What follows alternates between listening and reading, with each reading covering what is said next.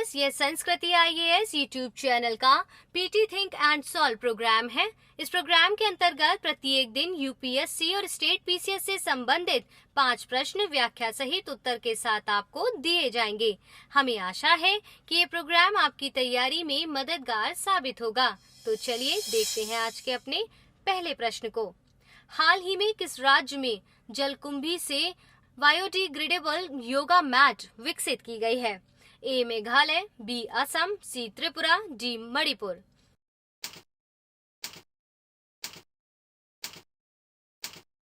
सही उत्तर option B.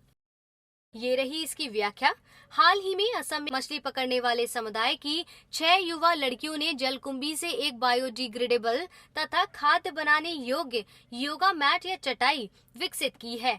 इस चटाई को मूरेन योगा मैट नाम दिया गया है। जल्दी ही इसे विश्व बाजार में एक विशिष्ट उत्पाद के रूप में पेश किया जाएगा।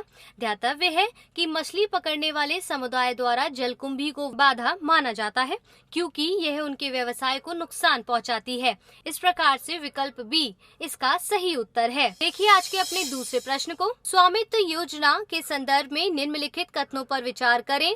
पहला, यह एक केंद्र प्रायोजित योजना है जिसके कार्यान्वयन के लिए पंचायती राज मंत्रालय नोडल मंत्रालय है। दूसरा, इस योजना का उद्देश्य ड्रोन सर्वेक्षण तथा कोर नेटवर्क का उपयोग कर ग्रामीण क्षेत्रों के निवासियों को संपत्ति का अधिकार प्रदान करना है। तीसरा, राष्ट्रीय स्तर पर इसकी शुरुआत 24 अप्रैल 2021 को पंचायती राज दिवस के अवसर पर की गई है। उपरोक्त में से कौन से कथन सही है? ए केवल 1 और 2, बी केवल 2 और 3, सी 1, 2 और 3, डी उपरोक्त में से कोई भी नहीं।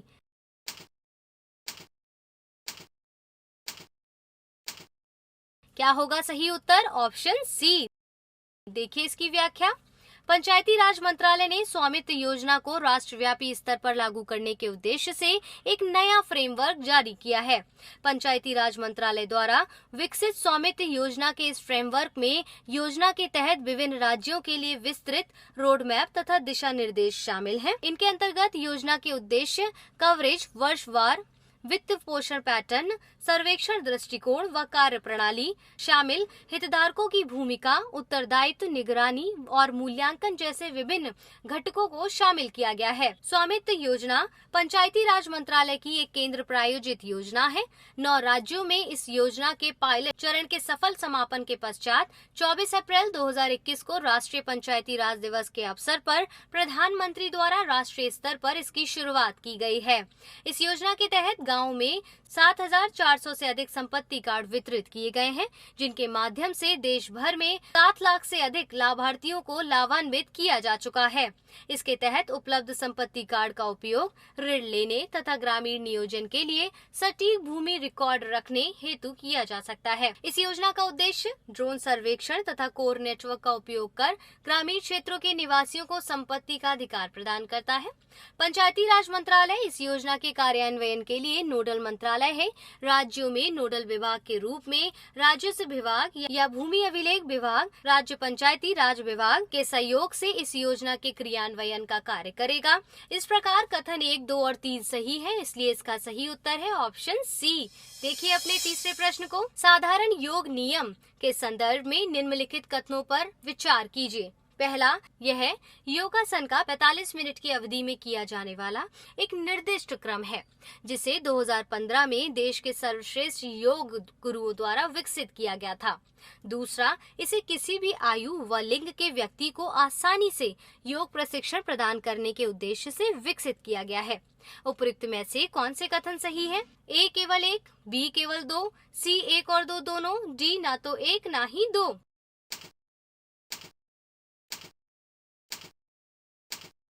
सही उत्तर है ऑप्शन सी। इसकी व्याख्या देख लीजिए। आयुष मंत्रालय तथा युवा मामलों एवं खेल मंत्रालय ने अंतर्राष्ट्रीय योग दिवस 2021 के अवसर पर योग को प्रोत्साहित करने के उद्देश्य से आम नागरिकों को उनके स्वास्थ्य में सुधार हेतु दैनिक जीवन में योग को अपनाने के लिए रूपरेखा तैयार की है। यह पहली बार योग सीखने के इच्छुक व्यक्तियों के लिए सर्वश्रेष्ठ परिचयात्मक कार्यक्रमों में से एक है। इसका उद्देश्य साधारण योग नियमों के लाभों से अधिकतम लोगों को परिचित कराना है।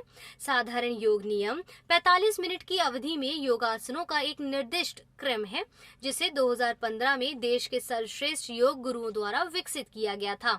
इसे इस प्रकार से डिजाइन किया गया है कि किसी भी आयु व लिंग के व्यक्ति साधारण प्रशिक्षण के जरिए आसानी से योग सीख सकते हैं। इसका प्रशिक्षण ऑनलाइन कक्षाओं के माध्यम से दिया जाता है। इस प्रकार कथन 1 और 2 दोनों सही हैं और इसका सही उत्तर है ऑप्शन सी। देखिए आज के अपने अगले प्रश्न को। प्रधानमंत्री गरीब कल्याण अन्न योजना 3 के संदर्भ में निम्नलिखित कथनों पर विचार कीजिए। पहला, इस योजना का कार्यान्वयन 2 माह की अवधि के लिए खाद्य एवं सार्वजनिक वितरण विभाग द्वारा शुरू किया गया है। दूसरा, इसका उद्देश्य कोरोना महामारी के पुनरुत्थान से देश में उत्पन्न विभिन्न व्यवधानों के कारण गरीबों व जरूरतमंदों का होने वाली कठिनाइयों को दूर करना है। तीसरा, इस योजना की लागत का वहन भारत सरकार द्वारा राज्यों व केंद्र शासित प्रदेशों की सहायता से किया जाएगा। उपयुक्त में से कौन से कथन सही लग रहे हैं? ए केवल 1 और 2, बी केवल 2, सी केवल 1 और 3, डी उपयुक्त सभी। क्या है इसका सही उत्तर, बताइए।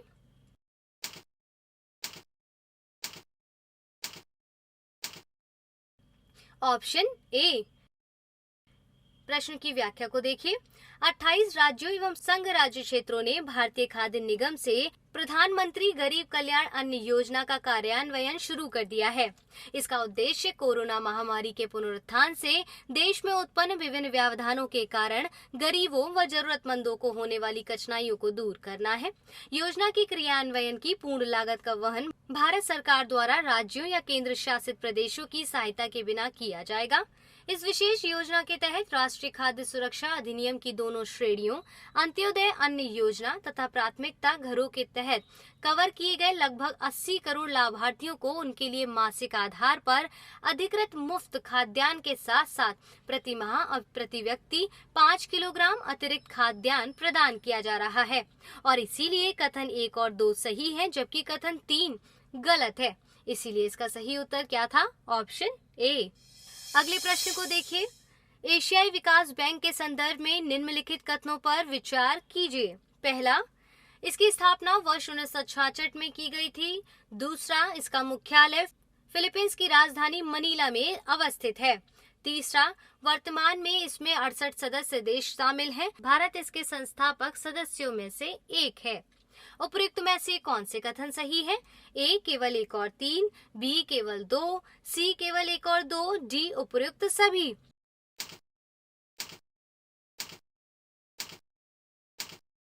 सही उत्तर है ऑप्शन डी।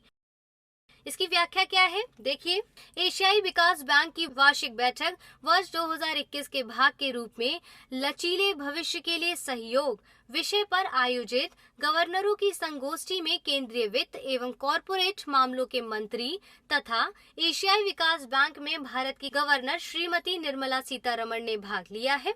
इस संगोष्ठी में जापान, जॉर्जिया, चीन, फिलीपींस एवं नीदरलैंड सहित एशियाई विकास बैंक के 68 सदस्य देशों के प्रतिनिधि शामिल हुए हैं। वर्ष 1963 में एशिया के लिए संयुक्त राष्ट्र आर्थिक आयोग तथा सुदूर पूर्व द्वारा आयोजित एशियाई आर्थिक सहयोग पर पहले मंत्री स्तरीय सम्मेलन में एक प्रस्ताव पारित किया गया था, जिसमें एडीबी की स्थापना का विचार प्रस्तुत किया गया है। इसके बाद वर्ष 1966 में फिलीपींस की राजधानी मनीला में 31 संस्थापक सदस्यों ने मिलकर इसकी स्थापना की। वर्तमान में इसके 68 सदस्यों में से 49 एशिया प्रशांत क्षेत्र से, 19 बाह्य क्षेत्रों से संबंधित हैं तथा भारत इसके संस्थापक सदस्यों में से एक है। इसकी कल्पना एक वित्तीय संस्था के रूप में की गई थी, जो कि विश्व के सबसे गरीब क्षेत्रों में आर्थिक विकास और सहयोग को बढ़ावा देगी। बहुपक्षीय विकास वित्तीय संस्थान के रूप में एडीबी ऋण, तकनीकी सहायता, अनुदान प्रदान करता है। इसे विश्व बैंक की तर्ज पर स्थापित किया गया है, जो विश्व बैंक के समान भारित मतदान प्रणाली का अनुसरण करता है। इसके अंतर्गत सदस्य राष्ट्रों के मताधिकार का निर्धारण उस राष्ट्र के अधिकृत अंश के आधार पर किया जाता है। इस प्रकार कथन 1, 2 और 3 सही है और इसीलिए इसका सही उत्तर है ऑप्शन डी।